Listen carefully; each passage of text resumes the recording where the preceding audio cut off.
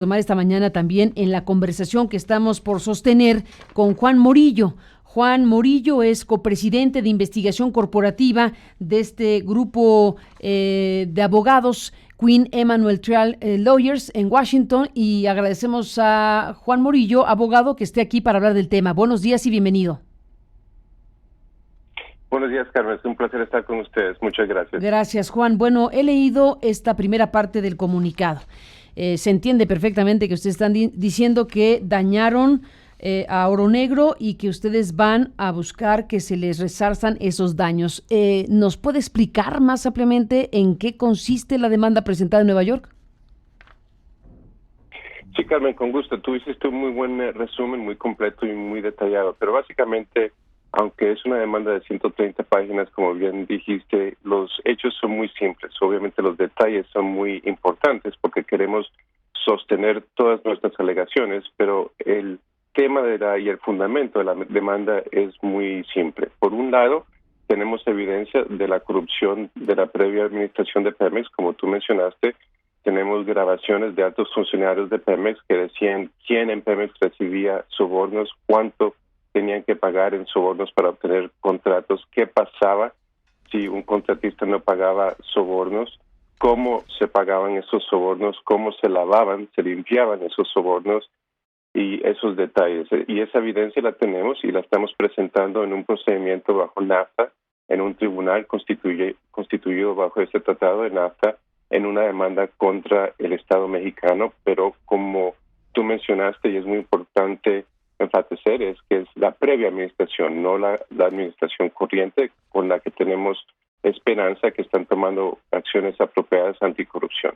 Entonces, eso es por un lado. Por nosotros no haber pagado sobornos, entonces nos cancelaron nuestros contratos, rechazaron reinstituir esos contratos, y por eso instituimos una demanda a través de los accionistas americanos que invirtieron, se invirtieron aproximadamente $600 millones en la empresa. No todos, obviamente, por los accionistas americanos, pero esa demanda la traemos a través de los accionistas americanos bajo este tribunal constituido bajo el Tratado de NAFTA entre Estados Unidos, Canadá y México. Ese es por un lado. Y por el otro, hubo una conspiración entre los bonistas, Seadrill, que es una compañía... Perdón que interrumpa, Juan. Compañía que se llama Cemex. Perdón que interrumpa, un segundito. Perdón, porque son dos grandes temas relacionados, por supuesto. Antes de ir con los bonistas, preferentemente será importante detenernos en la primera parte de lo que está explicando. Déjeme aquí preguntar. Usted dice: hemos presentado esta demanda en los Estados Unidos y tenemos información y la hemos presentado sobre la mecánica de corrupción o las informaciones que hablan de un sistema de corrupción en Petróleos Mexicanos y en consecuencia en el gobierno anterior. Usted ha dicho con la especificación de nombres, apellidos, modalidades, modus operandi. ¿Qué tanta información tiene Oro Negro y qué tanto presentó en Estados Unidos en esta demanda? Sí, Carmen, con gusto. Obviamente tengo que ser un poco cuidadoso en lo que describo, porque esto es pendiente sobre un tribunal y obviamente tenemos que honorar ese procedimiento y respetar ese procedimiento. Lo que te puedo decir, generalmente no puedo entrar en detalles por esa razón, porque todo eso está pendiente en frente del tribunal y tenemos que operar en conforme con las reglas y los procedimientos de ese tribunal. Pero esa demanda se presentó contra el gobierno mexicano porque efectivamente Pemex dice en Estados Unidos, en los procedimientos que tenemos en Nueva York, que ellos forman parte del gobierno mexicano. Entonces, porque ellos mismos dicen y admiten que ellos, me refiero a Pemex, que son parte del gobierno, por eso trajimos una demanda contra el gobierno mexicano bajo este tribunal. Ese es el primer punto. El segundo es, los demandantes en ese pleito son los accionistas americanos, porque son los que tienen el derecho de traer esta demanda bajo el tratado. 3, la causa es expropiación de la inversión por no haber pagado sobornos y discriminación porque los que sí pagaban sobornos tuvieron mejores contratos que nosotros, incluyendo empresas. No estoy diciendo que esta empresa en particular pagó, pero sí estoy diciendo que esta empresa sí obtuvo los mejores contratos de la industria. Cemex, que es una empresa que le pertenece a Seadrill y a Fintech, dos empresas que les pertenecen mayoritariamente a Frederickson, que es un billonario de Suecia, de Noruega, perdón, y a David Martínez, que es obviamente un empresario muy importante en México. Entonces esa es la causa que tenemos. La evidencia que tenemos, que la vamos a presentar en totalidad, completamente, sin ninguna redacción, sin ninguna... completamente todo lo que tenemos, que son grabaciones, que la vamos a presentar al Tribunal de NAFTA ahora en agosto, en términos de presentar toda la evidencia detallada, incluyendo todas las grabaciones que tenemos donde, como te mencioné, mencionan altos funcionarios, exfuncionarios y en ese entonces funcionarios presentes de petroleros mexicanos, donde detallan quién recibía los sobornos, cómo lo recibían, cuáles eran los montos, cómo eran las modalidades, cómo lavaban el dinero y ese tipo de detalles. Y eso es la evidencia que nosotros vamos a presentar ya más detalladamente, como menciono, en agosto, y es lo que nosotros decimos y argumentamos que es la causa por la cual nos cancelaron nuestros contratos y no reinstituyeron esos contratos.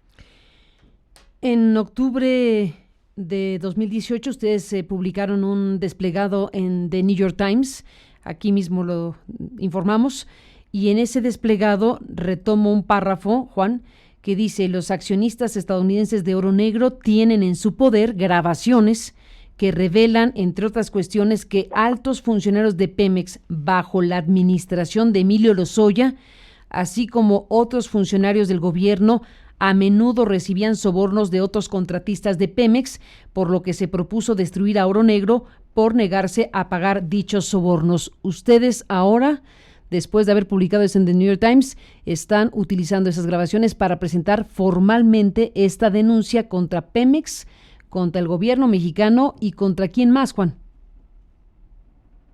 No, solamente es una demanda bajo el Tratado de NAFTA. Solamente puedes demandar un accionista americano, bien sea americano, mexicano o canadiense, solamente puede demandar al gobierno, porque es un tratado entre gobiernos. Entonces, la demanda es exclusivamente traída por los accionistas, que son los que tienen el derecho bajo el tratado de traer la demanda contra el gobierno mexicano y en particular contra Pemex, porque Pemex misma dice aquí en Estados Unidos, en procedimientos que tenemos separados, que ellos son parte, que ellos constituyen parte del gobierno mexicano. Entonces la demanda es directamente contra el gobierno mexicano, pero muy claramente no estamos haciendo ninguna alegaciones con respecto a la actual administración o al actual gobierno.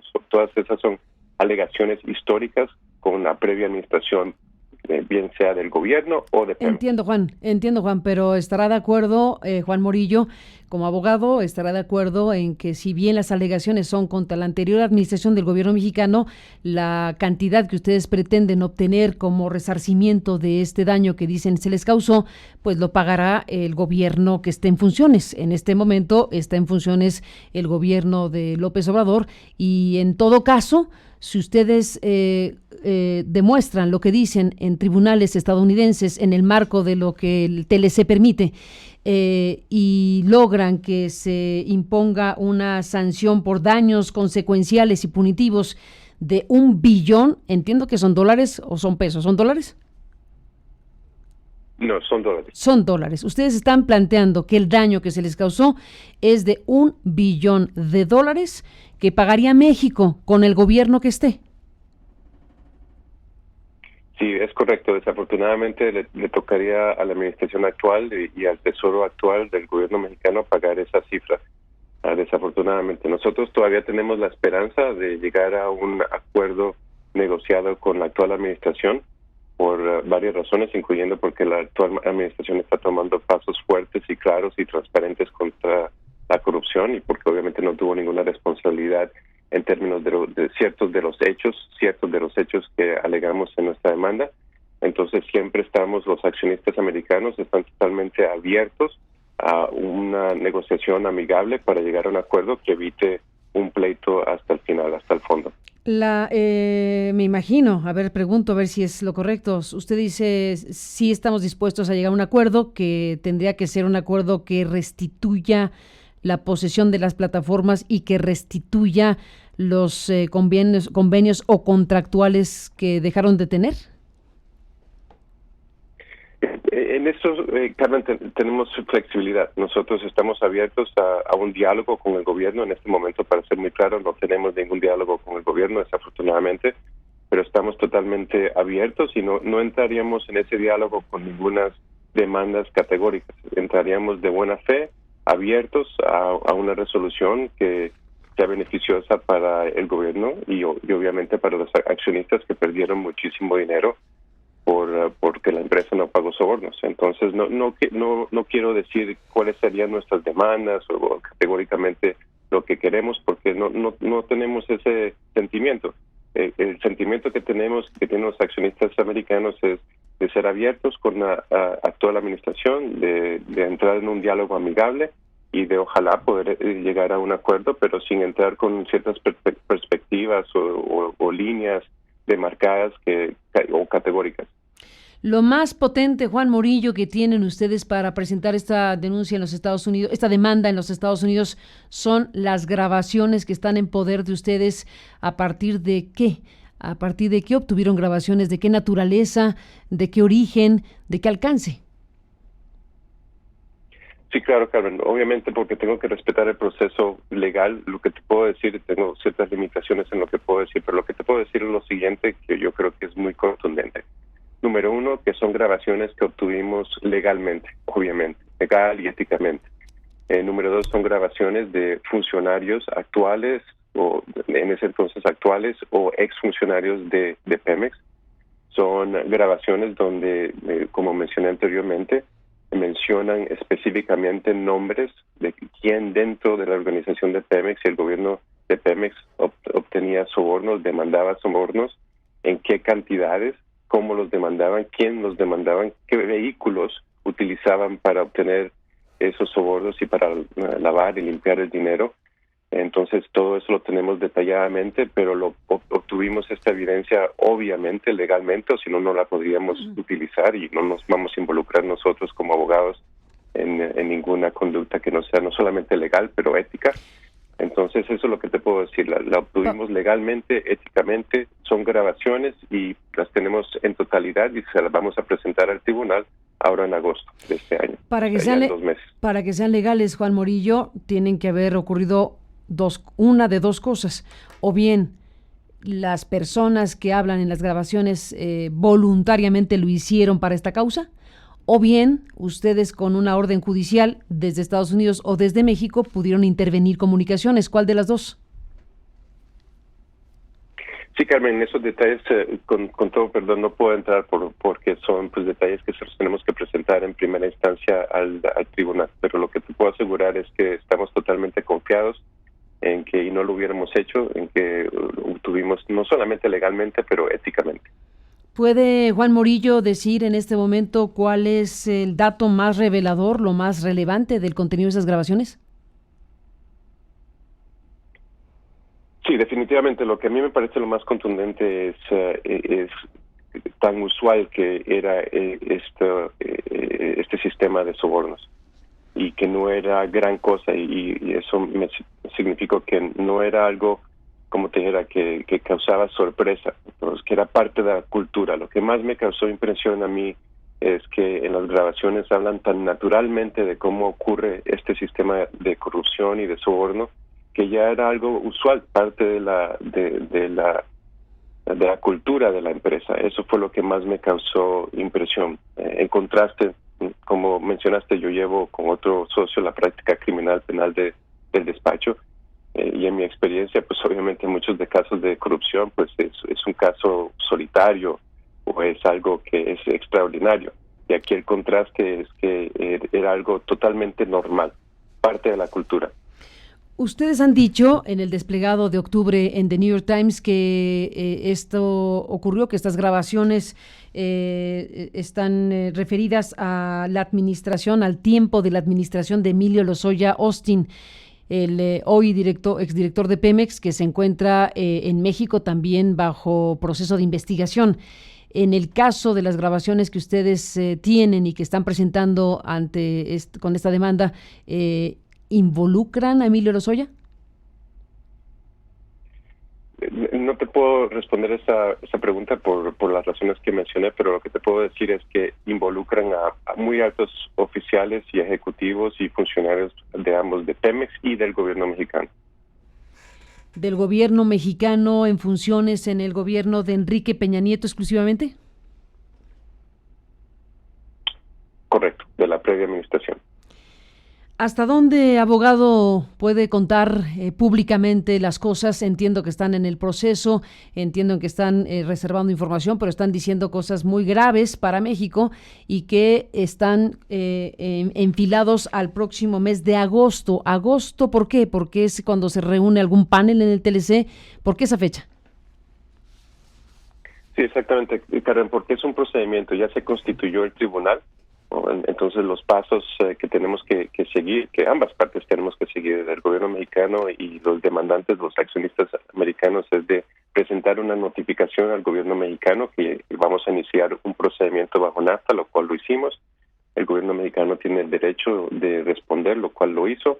Después se constituyó un tribunal y ya está constituido ese tribunal de 3 árbitros.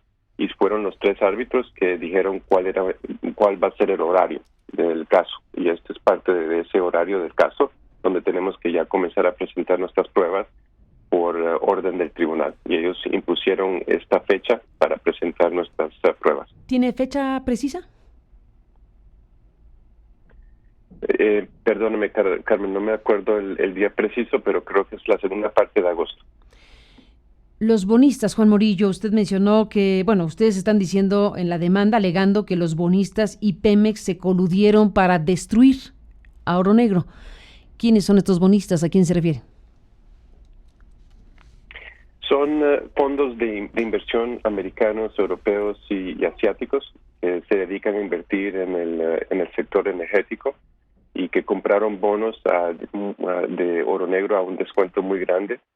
No sabemos precisamente cuál es la cifra, lo vamos a entender en la demanda, pero aproximadamente al 40 o 50% de descuento de los precios de los bonos. Entonces ellos tenían un incentivo muy grande económico de que la empresa pues fracasara, porque ellos compraron los bonos a un descuento y se quedaban con todos los bienes de la empresa, que son las plataformas que ellos mismos dicen.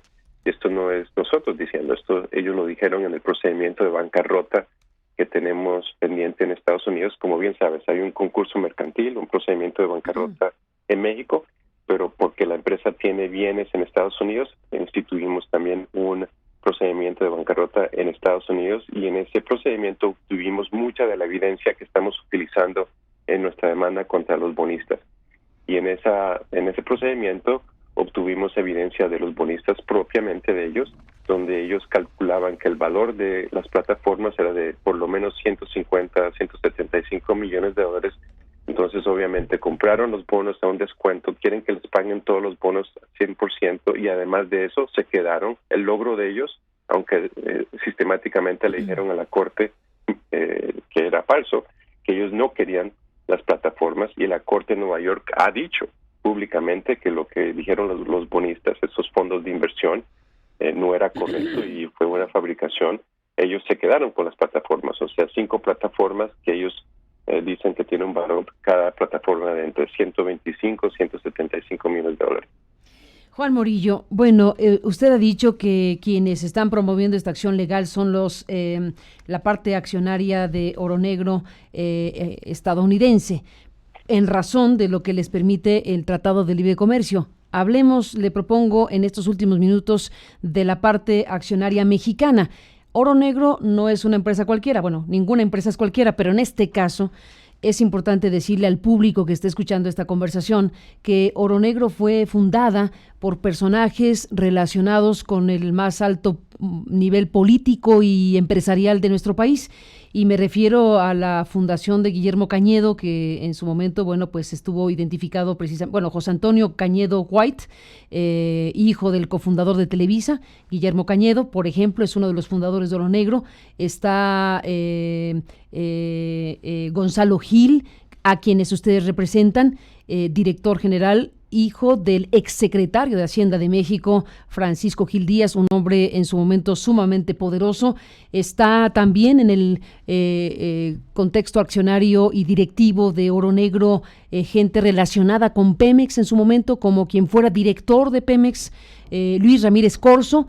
Es decir, la parte accionaria y directiva de Oro Negro en México es de este calibre. Juan, ¿qué me dice de esto? La configuración de Oro Negro para efectos de una demanda de esta naturaleza, pues tiene que destacarse el conjunto de personajes que lo involucran.